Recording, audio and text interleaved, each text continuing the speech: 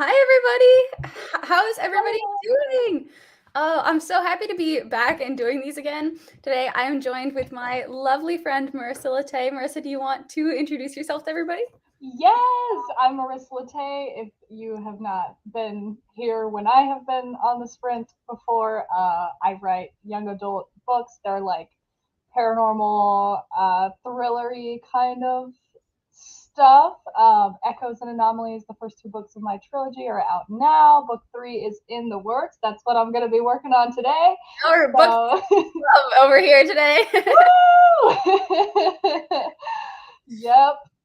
Yeah, Marissa's books are fantastic. There's also a splash of romance in there too. So you get all of the swoony feels as well as the oh my goodness, things are about to hit the wall feels.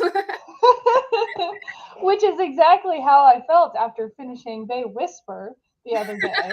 Oh my goodness, that was intense.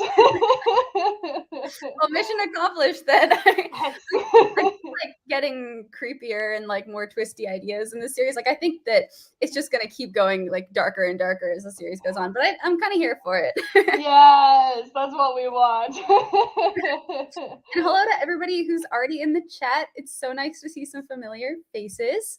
Hi, Cool Gamer. Thanks so much for coming and writing with us this morning.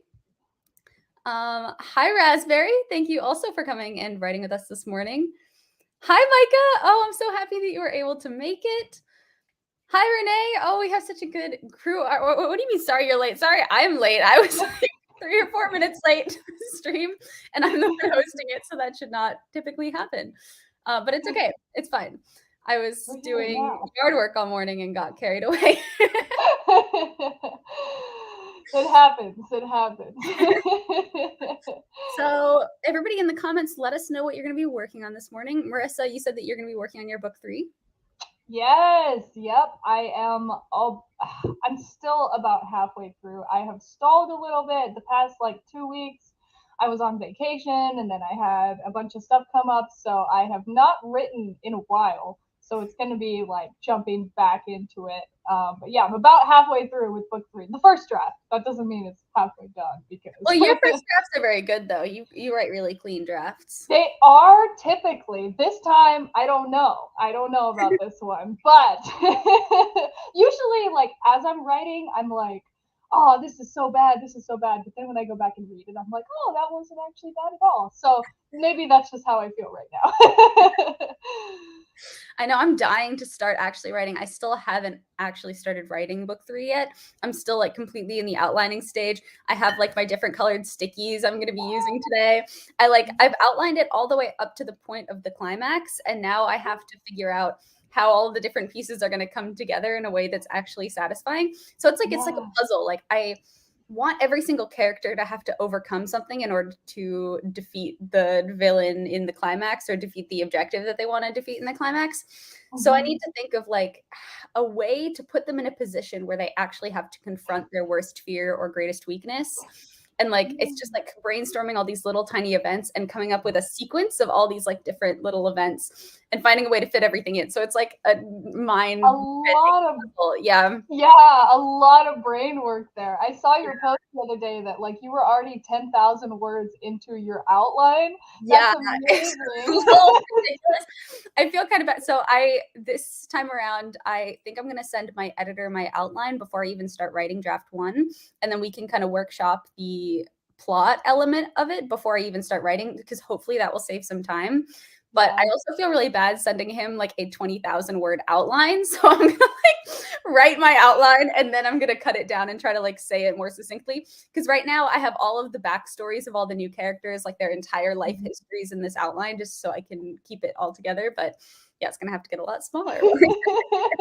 Yeah, but it's good, it's good to have that direction. I'm kind of like with mine right now. I mean, I know how it's going to end, and I've known for a while how it's all going to come together. But now I'm in the phase where I'm actually trying to write it, and I'm trying to like write it without like like because I have this character theme, but I also have to write it without like explicitly stating like, hey, this is the thing I need to do. So I'm in the phase of like, how much is too much, and like I've been like, this draft is very melodramatic. There is so much just like angst in this draft. I'm really gonna have to clean it up before I publish it. But I'm just like, I'm trying to like have like that internal struggle with my main character of like, this is what she's going through, this is what she's dealing with, but at the same time I'm like, okay, but I also want it to be a little more subtle and like nuanced. But so it's hard. Oh, I feel that. I keep having all these moments where I'm like, I really have to make sure I drive home this message. So I have all these characters like saying it in direct quotes, and I'm like, I need to take that out. It's just like way too on the nose. I know, yeah, that's where I'm at right now. But that's what the first draft is for. So Exactly. And like, but and it's tough because like you do so much work on the theme and like you really like get down to what this book is about and what the theme is, and you just want people to know. Like I want people to read the book and like not know what the theme is. So I keep like trying to be like, but really this is what's happening the whole time and slipping it in there. But I really need to not do that because I know. Yeah, it's like, I want you to know how much thought I put into this. I want you to know how much detail there has been throughout the whole series, but I don't want to point out every little detail I've put. Like, you got to puzzle the clues together yourself, but I want you to know, like. Exactly. Yeah. It's like I don't want to make, the future people writing analytical essays about my young adult horror series. I don't want to make their job too easy. They got work to Yeah. great.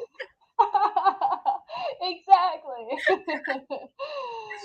Oh, it looks like everybody is working on very exciting things this morning. Coffee Create Connect said, hello, stream hopping and reading outside. I need a break for looking at my own work. Back to it Monday. Very nice. Stream hopping is very fun. Thank you for hopping over to ours. What are you reading? Let us know. And thank you so much for subscribing. Hi, Ivory Roses. Thank you so much for stopping by and writing with us. Ivory Roses said, I'm extra because I plot gridded my climax and then I write and then I'll be down to my second draft. Oh, that's so exciting. You're almost at your second draft. That's very exciting. Congratulations.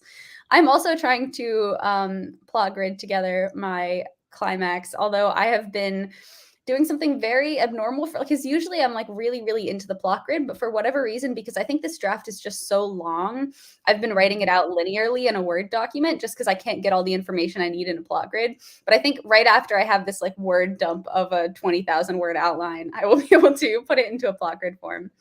Yeah. Micah said, working on a new WIP I started this month in Camp Nano. It's really good timing to have writing sprints with you today as it's the last day of Nano. Oh yeah, it is the last day of Nano. I know I kind of disappeared during Camp Nano. This month of April, I've been totally not around any devices. I just like everything has been crazy this month. Same. Yeah. Yeah, oh well. Ivory Roses said, asking, please do a publishing video. Oh, what kind of publishing advice? I self-publish all of my books, so I don't speak to any traditionally published advice or anything. But if you have a specific topic about publishing, I'm happy to give you a little advice during the sprints, and I'm sure Marissa can weigh in too, because Marissa also self-publishes, and we can help you out here too. Renee said, I'm editing for these sprints. Very nice. Well, it looks like everybody has a lot to get done today. Marissa, shall we start our first sprint? Let's do it. All right. Cool. So how long do you want to start? Maybe like, how long do you want to start? I did not phrase that right. How long do you want our first sprint to be? I understood what you meant though, so it's okay. I say like maybe the first one like 10 or 15 minutes, like something. Yeah. All right, I'm down for let's do 15. 15 is good. Yeah. All right, perfect. I will share my screen. I always feel so awkward doing this. That's okay. Joke. I'll just start like dancing, being really weird. Oh yeah. Very excited. Okay, cool. So 15 minutes. Happy sprinting, everybody. Happy reading, happy writing, happy editing. And we will see you after our sprint. Happy writing.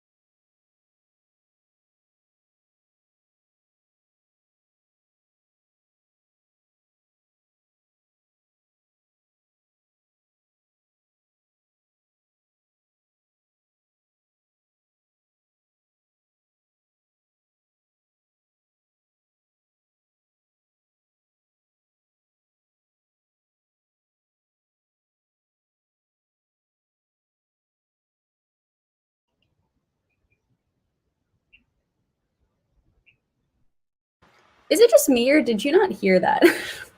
I did not. Okay. I did not hear that. Yeah, me neither. I don't know why. That's really weird.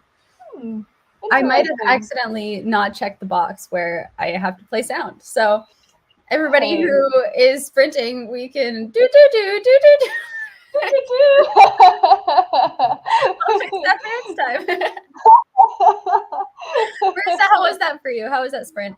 It was a warm up sprint for sure. I was just reading, trying to get in the headspace of this scene that I'm writing. So I mean, I maybe wrote like 10 words, but it was a warm up.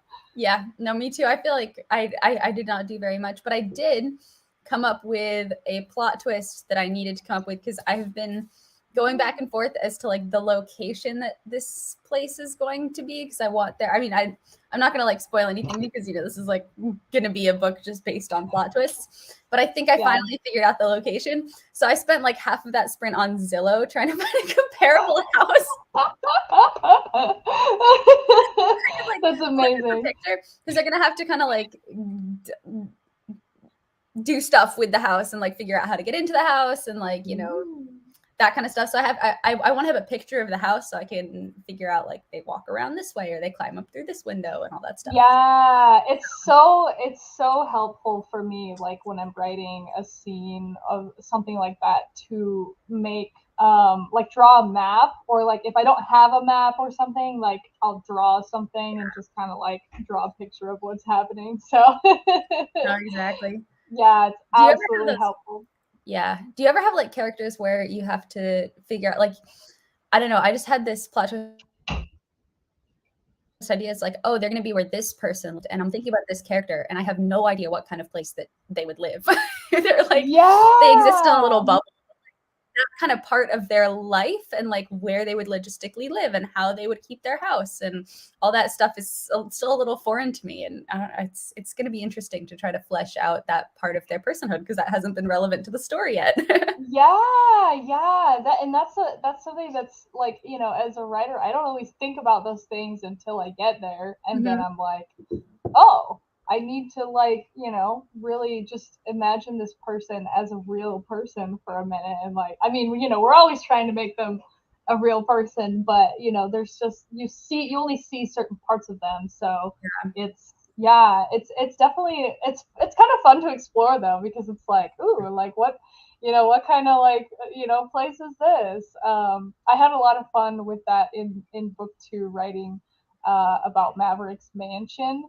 Like, Oh I yeah. just, I had so much fun with that, because I was like, this is just like small spoilers, but a guy that inherited this mansion, just like, and he's like 18, and he just like has this mansion. He's like filthy rich, and he just doesn't know like what to do with it all.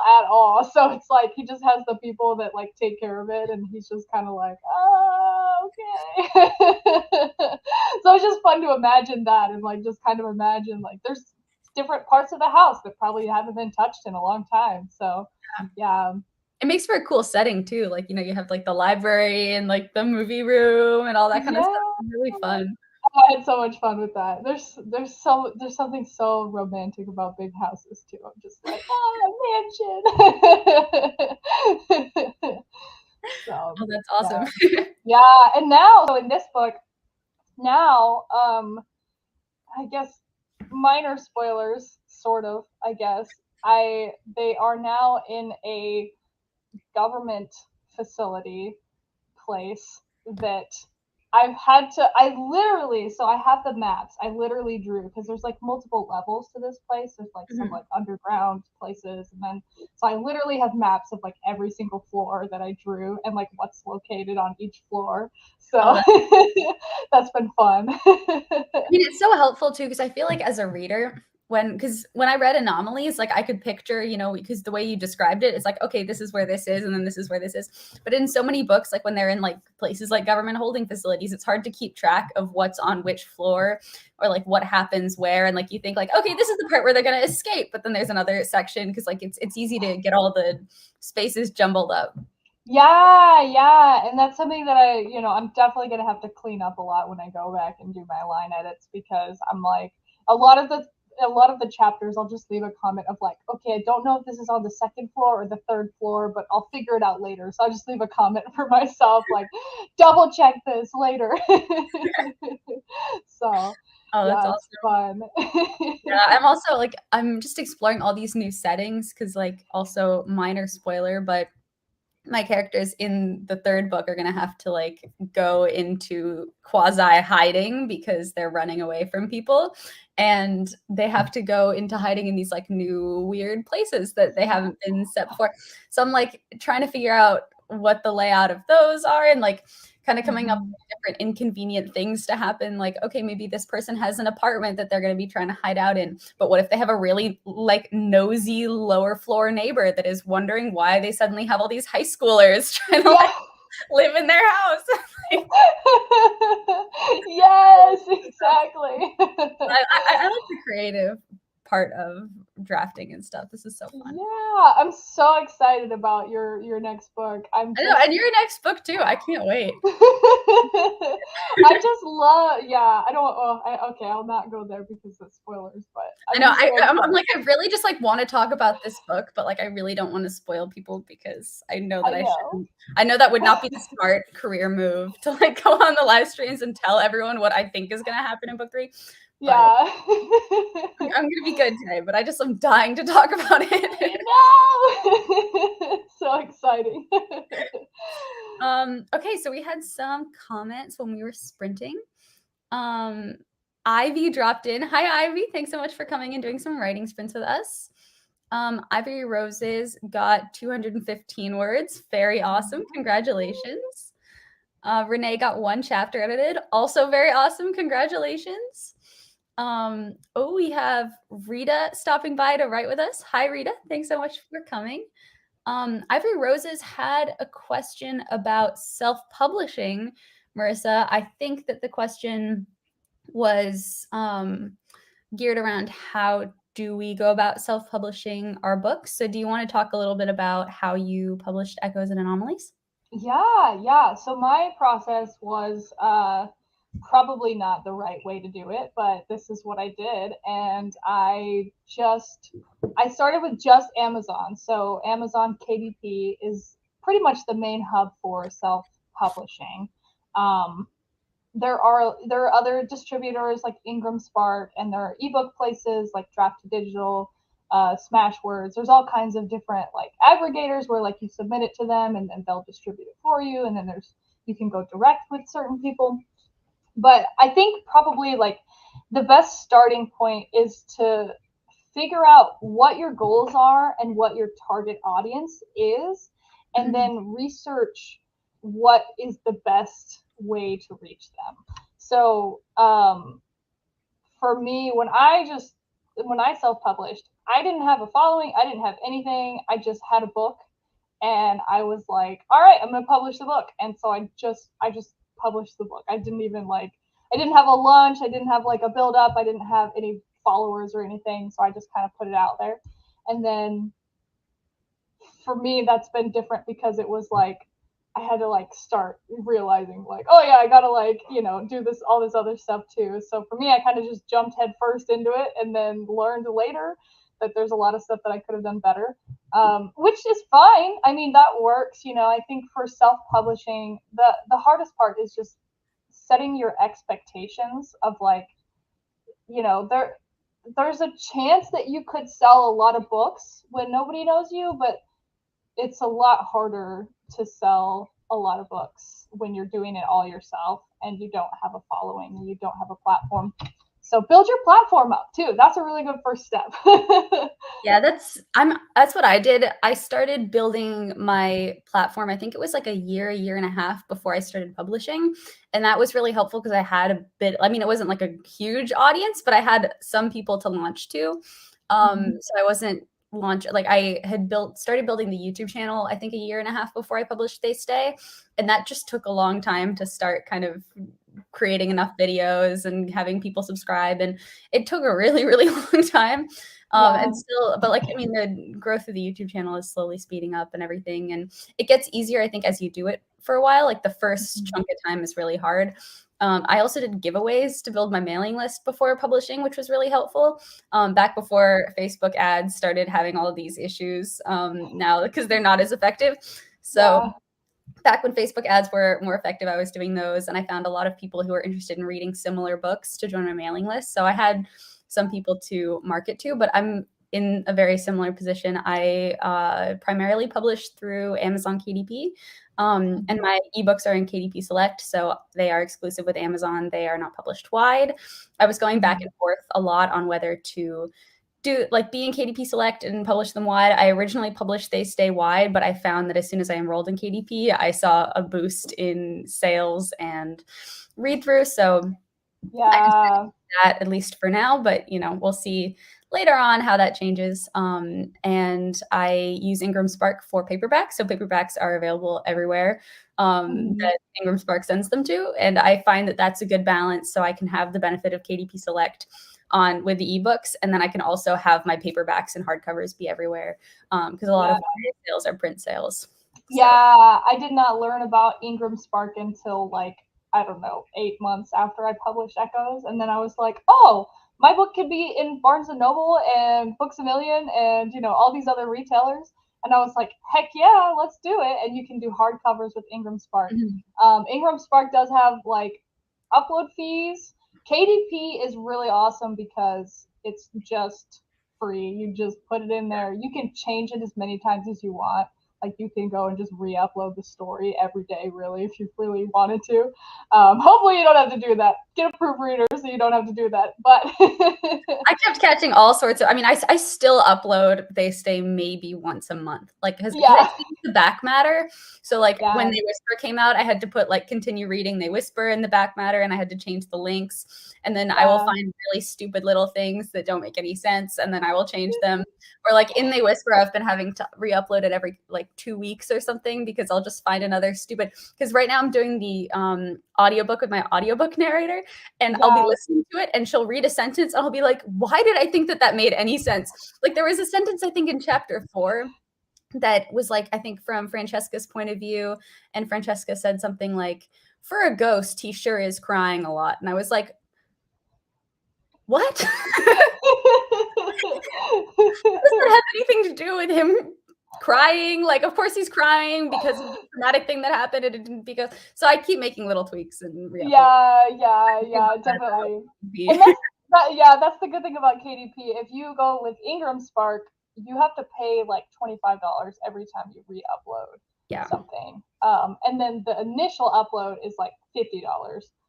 There are discount codes. I have a discount code that allows me to upload it for free, which is why I just upload it to Ingram whenever I change it on KDP. That's because I am a member of the Alliance of Independent Authors, so I get the Ally discount code. Oh, that's awesome. Yeah. And I'm in because I'm signed up to go to $20 to 50K. They have they send you the code. So yeah. That's just some general stuff. I mean, if you have specific questions about self-publishing, but just as a general getting started, build your platform now. Even if your book's not done, just start a Bookstagram account or a TikTok account or a YouTube channel or something. Yeah. Definitely. We should start our next sprint because we have been chatting for a while, but really quickly we can finish going through the comments. Renee said, I will say I found it really fun and interesting getting to a certain part in They Stay and remembering the writing sprint where you were like, are addictions in the body or the mind? I was like, oh, this is where that question came from. Yeah, I do talk about the books on here as I'm doing the sprints, but I just I thought that was a really interesting question. And now that you understand the backstory of that, I think like you'll understand kind of what I was thinking about, because it kind of impacts a lot of what happens in book 3, which you will know because you got to the end of They Whisper. Because I don't know if that character, like I was on the fence of whether to make that character still be dealing with addiction to the substance in book 3, or if the new host body might be able to take care of that a little bit. So yeah, that's such an interesting concept. I love it. Coffee Create Connect said, I just did a review of the book that covers a lot of information about self-publishing. It's called Self-Publish and Succeed. Awesome. Yeah, I have always recommended Six Figure Authors, the podcast, to people who want to learn about self-publishing. It is my favorite podcast. I love that podcast. I learned so much from that podcast. They just stopped doing it. Like they just stopped doing the podcast, but their old episodes have a ton of really great information. So I binged all of those old episodes when I was starting to learn how to all the different options are. So I definitely recommend going and checking that out. Yeah, absolutely. Yeah. All right, Marissa, are you ready for our next sprint? Yes, let's do it. All right. How are you feeling about maybe like a 25-minute one? Let's do it. Yeah. Okay, perfect. I will make sure to share it with sound this time. So we actually get to hear the wonderful horn. Right, yeah, so I'm clicking share tab audio, so hopefully it works. Okay, let's see. I will set it for 25 minutes. Happy writing, everybody. Happy productivity. Happy editing. And we will see you after this sprint.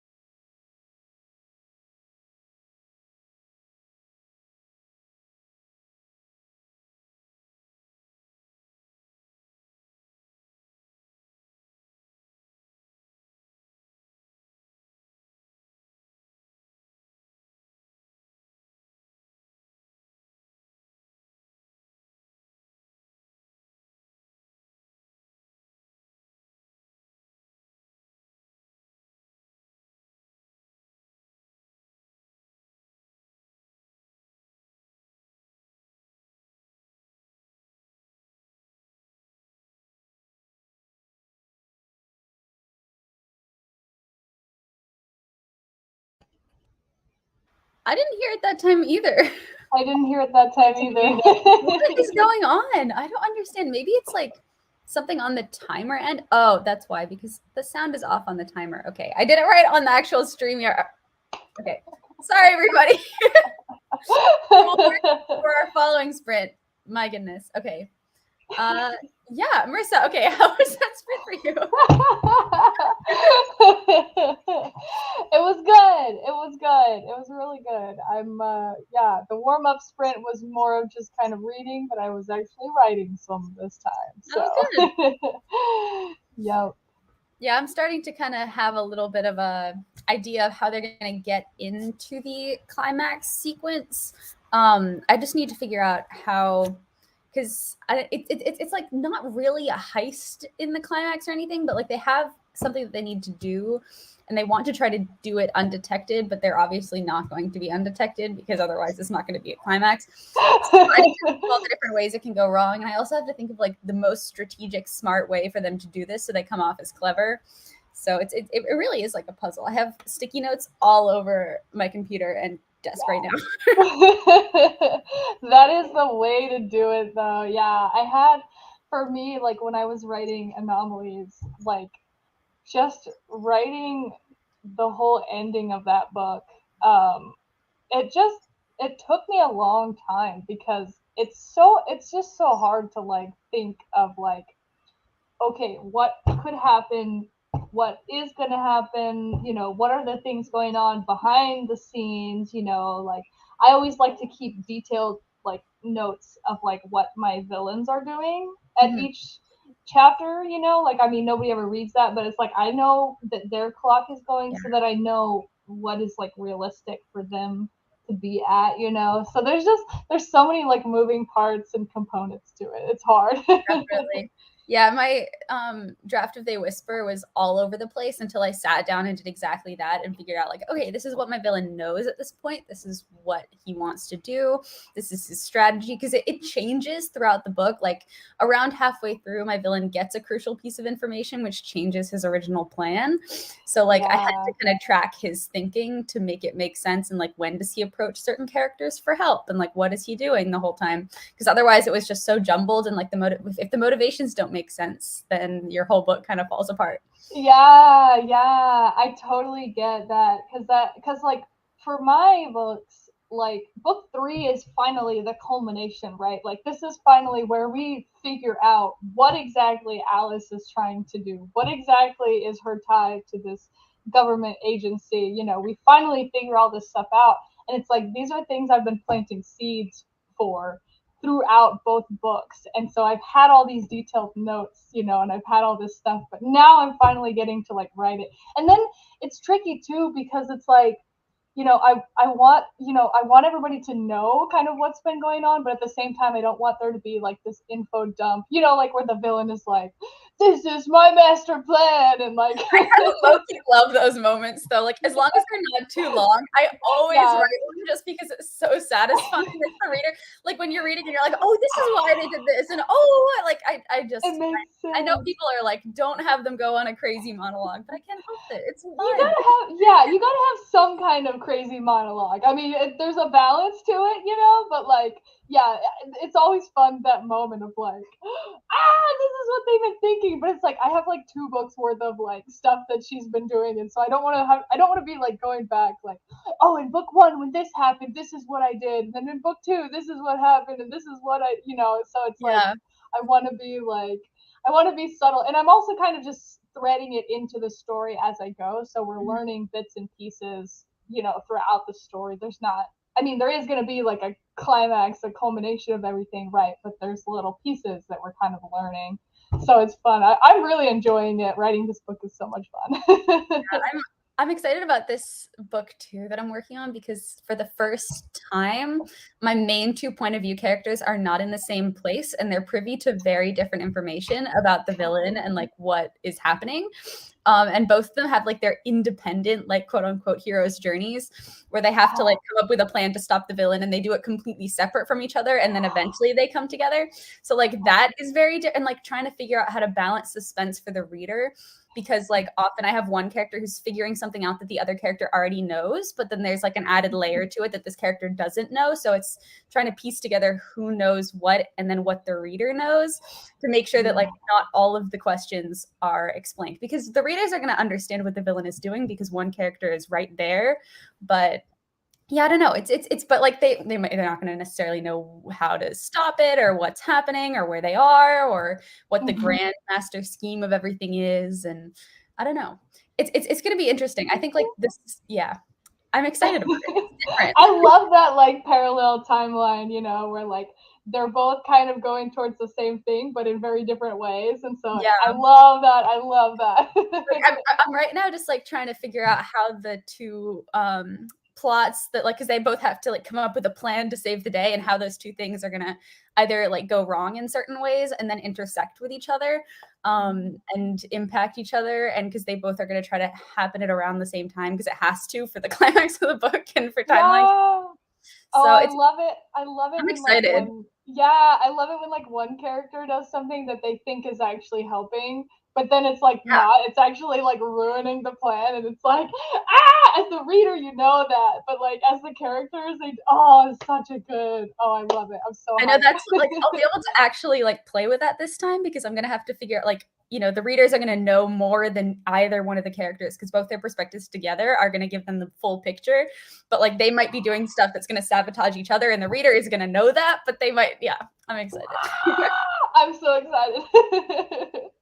It'd be fun. I'm just like, oh, I'm really excited because actually no, I can't say this. This is gonna be too many spoilers. I'm just really excited. Yes. Everybody who is writing along with us, how is that sprint for you? Renee said no trumpets still. Yeah, all right. I promise I'll fix it. I'm trying. I'm technologically challenged. Coffee Create Connect said, yes, I definitely need to go back and outline my novel. It was full steam ahead. Then I hit a wall. I realized it's because I didn't have a plan mapped out. Yeah, I think that you have a bunch of like writers usually fall into like, I mean, it's on a spectrum, but I feel like people either love to outline or outlining kills their love for writing. And it's like you kind of fall toward one of those things. But I'm definitely like, my outlines are like my zero draft. Yeah, I'm kind of like in the middle because I have to know the ending. I have to know the goal, like the ending that I'm going towards. And even if I don't know exactly how it goes down, like say I have, you know, a character that's like I want you know, this building to burn down. You know, like that's kind of like the culmination, right? Of like I want this to happen and then this to happen. I don't necessarily know how I'm going to get there. Like that's kind of the exploratory process that I like to have, is like, oh yeah, let's figure out how this is going to go. And sometimes I have to rewrite it, but for me it's so helpful to just have that ending vision, that like kind of overarching like something in mind. I don't know how, I mean, some people can just pants it and just they don't even know where it's going to end at all. I don't know how they do that. I have to have something. I know, me too. Otherwise I just like, I always get so overwhelmed that I stop writing if I don't know where I'm going. Yeah, exactly. Coffee Crate Connect said, yes, I absolutely live for the information dump. It's so much fun. I love information dumps. But it can be quite a mess when you go back and try to put it all together. I'm going to start outlining.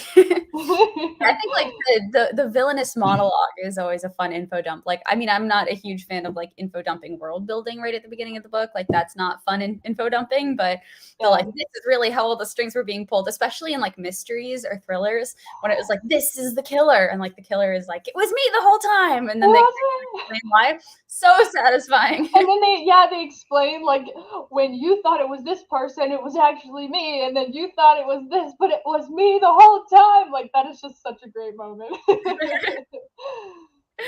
Renee said, I might make someone who is supposed to be dead alive again, but it seems a little too cliched. Hey, I mean, my whole series is basically based on this one idea.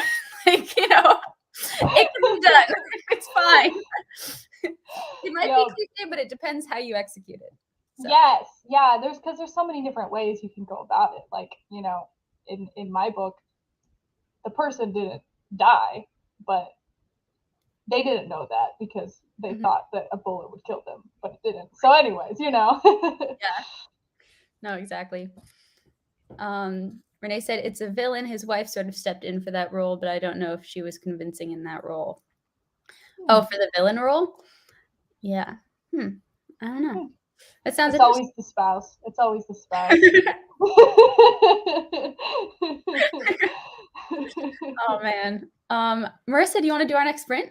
Yes, let's do Okay, awesome. it. Do you want to do another 25-minute one? Yeah, that's Okay, perfect. perfect. I have turned on the sound and I have set it. I will share my screen to prove that I have done this, so everybody knows that it's not my fault if it doesn't happen. All right, so the sound is on. It's going to be a trumpet. It's set to 25 minutes. Happy writing, everybody. Happy productivity. Happy editing, Renee. And we will see everybody soon. All right.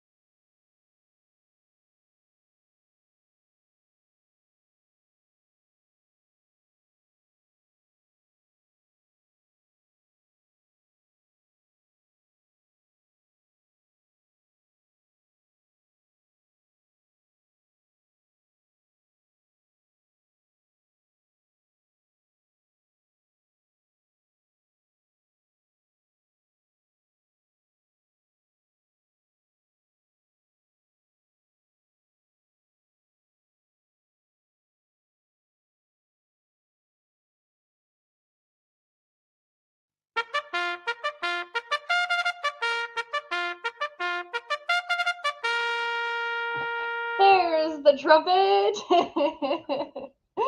We did it, everybody! Oh man, it's so satisfying. Third time's a charm, right? No, well, I'm out of practice. I haven't done one of these sprints in a couple of weeks, so yeah, had some technical difficulties. Totally fair. How was the sprint?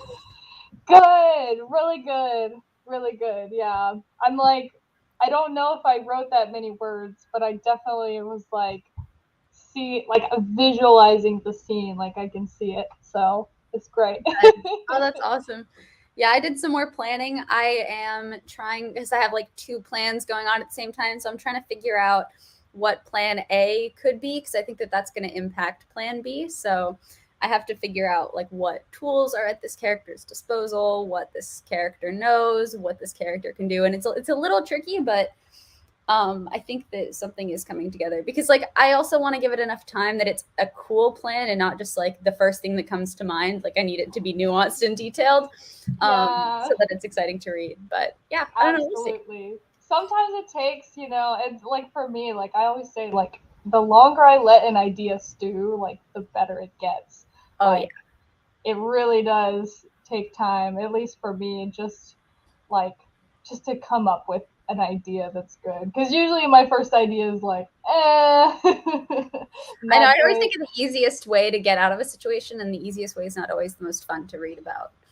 Yeah, it's so exciting when it's like super impossible odds, right? Like they whisper, oh my gosh, the odds there, the craziness, like as a reader, it just glues you to the page, Well, same in Anomalies. Like they're going up against this crazy force that, like, I remember reading that. I was like, how are they going to get out of this? There's no way that they can get out of this. So no, I'm dying to read. Figure out if they do. If they do, I hope they do. I know. Me too. I'm kind of rooting for them, but as the author, sometimes you gotta throw some tough ones in there. Definitely. We had some new people jump in and join us during that sprint. Hello. Hi, Javaria. Thank you so much for joining us. I did not know we were having a sprint. Yeah, I know this one was scheduled this week, so it was not planned out super. I haven't actually published my live stream schedule for May yet, because I just got back kind of from a trip and then from dealing with family stuff, and April was crazy. But yeah, gonna come up with a schedule for May. But I'm glad that you were able to stop by. Yeah. And that you just finished you just finished making breakfast for the family. That's awesome. Yeah. Renee said, I switched to reading The Woman in the Library as I try to decide if I'm doing that change. Nice. I haven't read that yet. I have heard good things. If I'm thinking of the right book. I've never heard of that. I'm gonna look it up. It's a cool title. I like the title. It's a good title. Yeah. I've started reading more again. Like I've gotten back into reading, and I'm so happy about it. Like I was on, I read my first, I was about to say I read my first book. No, I read my first book in one sitting in a very long time, just this past week, and it was so nice. What was it? It was The Cousins by Karen Mcmanus. Oh, have I read that? I think I listened to the audiobook for that one. Yes, I did. That one was good. It's the one where they go to like Gull Cove Island and there's like a murder and stuff. Yeah. I remember. And then like the cousin that's not really a cousin. Yeah. I remember that. I was just like sitting on the plane. I just didn't really want to stop reading it because it was fun, and I just love her books. I just think that they're great. It was interesting to read that one because it was a much like slower burn thriller, I think, and like the ending climax was like over in one chapter, which was like a little frustrating because I like it when it's like stretched out a little more, but it was fun to read. I did really enjoy it, and I'm happy to be back in reading. Yeah, I know. I go through like periods of like reading slumps, and then like I'll read like 3 books in a week, and then I won't read a book for like a couple months sometimes. But yeah, it really, I think it's just a cycle, and I love it when I can just sit and just read and just like flip pages and like, it's amazing. I know, exactly. Renee said, it makes me want to go out and read it in the Boston Public Library as it takes place there, but it's a thriller, so LOL. Nice. I live very close to there because I live in the Boston area, so I might have to go take a trip after reading that book. That's awesome. Jesse said, hi, everyone. I have a writing question. I was wondering how to make characters traveling somewhere feel like it took a long time. Marissa, do you have any ideas? So I think that so there's two thoughts that I have that come up. And the first one is sometimes I don't want it to feel like it took a long time. Sometimes as a reader, like it's okay to do a little time skip. It's totally okay to do that. I really love I talk about Six of Crows all the time, constantly. But in Six of Crows, like I wouldn't say there's like time jumps, but like the way that she does the transitions is just really, really well done. Like there's just it's like as the author, you don't have to show everything. You can omit things, right? Like you can just kind of jump to the next scene. But it depends on the circumstance. If you really want it to feel like it's taking a long time, you know, you kind of want to drag out that part of the book. Come up with some kind of like character development scenes, you know, maybe some dialogue between characters that are traveling together. Maybe kind of explore that dynamic, explore you know, maybe if they don't know each other, they're learning about each other. If they do know each other, maybe they're, you know, fighting or they're avoiding each other, or maybe they're just talking about reminiscing about things. You know, there's so many different scenes. Just maybe come up with some really cool, like, dialogue scenes where we learn something about these characters. Or if there's traveling, maybe something happens while they're traveling and something sets them back, you know. So, like if they're on a ship, a giant sea monster, I don't know, you know, something fun. So yeah, no, that's really good advice. I completely agree with everything that Marissa said. I think also things that might impact what you want to do are like your genre and also what the importance of the travel is. Like if you're writing a historical fiction novel about like the Oregon Trail, the journey is a very important part of the book. Like they are traveling and the story takes place as they're traveling probably. But if yeah. like the story, if the traveling doesn't really impact the story and like major plot point happens in one location and major plot point two happens in a different location, the traveling isn't that important. So you can probably try to speed through that a little bit faster. But if you do want it to feel like it took a long time, which like, you know, I probably wouldn't drag it on too long if you're writing kind of more suspense type high like fast-paced things because you don't want your readers to get bored. But as Marissa said, it's a good idea. Or like it would be a good place to incorporate different character moments and maybe explore different subplots if you have other subplots or like you have conversations characters need to have.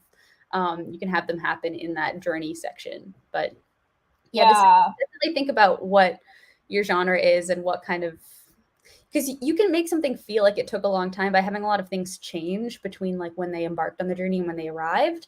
Like that can also be a way to mark that time has passed without boring your reader. So it depends whether you have stuff that needs to happen on the journey. Absolutely, yeah. And Javaria said, okay, I have a question on how to write fight scenes because it's hard to describe their movements. I absolutely 100% feel you. It's so hard. I really don't like writing fight scenes, especially like, I don't know, like I mean, in my books, I don't have sword fighting, but I'll have like knife fighting kind of, or like fist fighting, and trying to choreograph that is always really, really tough.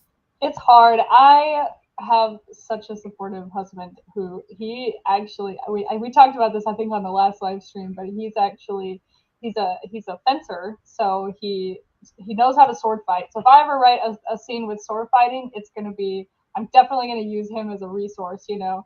But he's also really good with kind of like self defense and like he's a coach, and so I just get him to act the scenes out with me. So I'll be like, all right, Jacob, this is what I want. You know, this character is here and this character is here. How would a fight go down? And he just immediately has like a million ideas of how it goes down. So even if you're just by yourself, or you know, maybe you have a friend or somebody, but even if you're just by yourself, like sometimes I'll stand up and I'll be like, all right, this is what would happen. and then like I'll go over here and be like, okay, then this one will do this. Like literally, I look insane, but it really works to have that physical, just kind of like understanding of what's going on. And then you can boil it down to like only the necessary movements and like the things that are important. Because it's really, whenever I write a fight scene, I usually just describe everything, right? Like he lifted his hand, he grabbed her, he, whatever. But like eventually when you're editing, you'll be able to boil it down and really kind of only focus on like the little pieces that matter. And that just comes with reading a lot of fight scenes, I think, and just see how other authors did it. And then figure it's hard. It's really hard. Yeah, I second all of this. I couldn't have said it any better myself. I need to do that more because I just remember agonizing over the fight scenes in They Whisper. Like, not that I have that many of them, but like there was one scene in particular where one of my characters gets like attacked by a dude with a knife in the woods, and I was like reading it back after I wrote my first draft of that scene, and like I think I said like stab or try to stab, or he stabs or he attempts to stab or he swings out. Like I said the word stab I think probably like 20 times in 2 paragraphs. It was really embarrassing. So definitely employ Marissa's advice. And use a thesaurus. Use a thesaurus all the way. It's hard when you're like writing because like it's you can't call the knife a sword because it's a knife, and you can't really call it a dagger because it's a knife. So you really can only call it either a knife or a blade. And then you can't really like this movement is like a stabbing movement, and you can't really say like he stabbed me because unless it actually went into the body, he didn't stab you, he just tried to stab you. So there's a limited vocabulary for what you can say. So I'm like, he swung the blade around and tried to stab me, he sliced this, he stabbed again, he like it's tricky. But yeah, definitely use a thesaurus if you can, and try to keep it short so you don't say stab and knife 10 million times, and only like the important times. Yeah, so it's not just always a stabbing. It's like he grabbed my hair and yanked it back and pulled me in a chokehold and different stuff. Yeah, and structurally, when you boil it down to like the sentence level, if you're having an action fight scene, you want to have shorter sentences. You want to have a lot of verbs, a lot of action verbs, and you want to have just short, quick.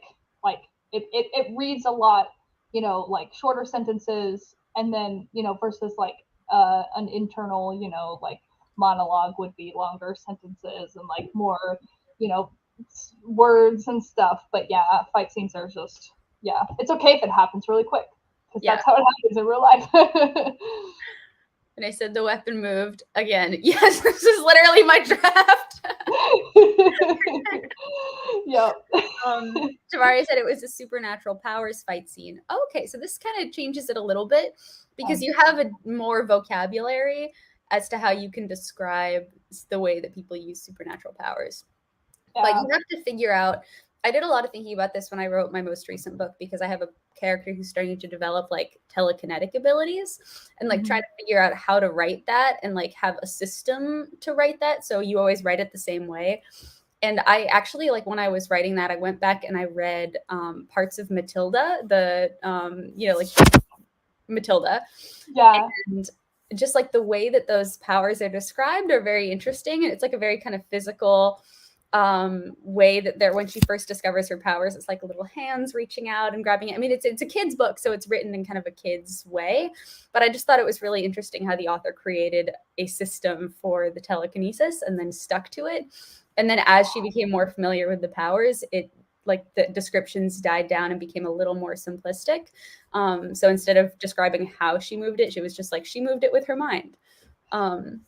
Which is cool. So you have to kind of create a system for that. And then the same stuff applies. Once you have a very concrete system of like, this is what supernatural ability this character has, and this is how they can use it, then you can do what Marissa was doing and like actually picture like what they have to do in order to make it happen, and then figure out how people could deflect it, maybe what their supernatural ability is. So it's the same. You're just like playing with different weapons. Yeah, absolutely. And like, that's something that I've been learning a lot about as writing in my books, because my books are more like, it's almost like there's not really a lot of like physical powers happening where like, somebody used telekinesis to like throw something. It's more of like in the mind. And so that has been a really interesting process to like try to figure out how to like write that without like you know, you have to come up with a system. You just really have to use your creativity, you know, come up with like just write it, and there's always editing. Editing is going to save you. And it gets easier as you understand your system better, and your system just becomes kind of second nature to you because you understand all the different rules. So it becomes way easier. It's just a little bit harder at the beginning because you have to come up with all the rules. Yeah, exactly. Yep. Jesse said the writing advice here is awesome. I'm taking notes. Yay! I'm so happy we could be helpful. Yes. Awesome. Marissa, how are you feeling about maybe? So we're already at noon, so we've been going now for about 2 hours. Do we want to do one more like 25-minute sprint and then we call it, or do we want to do more? What are you feeling? Let's do one more. I got one more in me. Okay, perfect. Awesome. Yes. So this will be our last sprint. Do you want to do 25 or do you want to do 20? What are you feeling? 25 is good. 25 is good. Perfect. Yeah. Cool. So now that we have the timer sound working, I don't have to reset anything. Happy writing, happy sprinting, everybody. And Marissa and I will see you in 25 minutes. Good luck.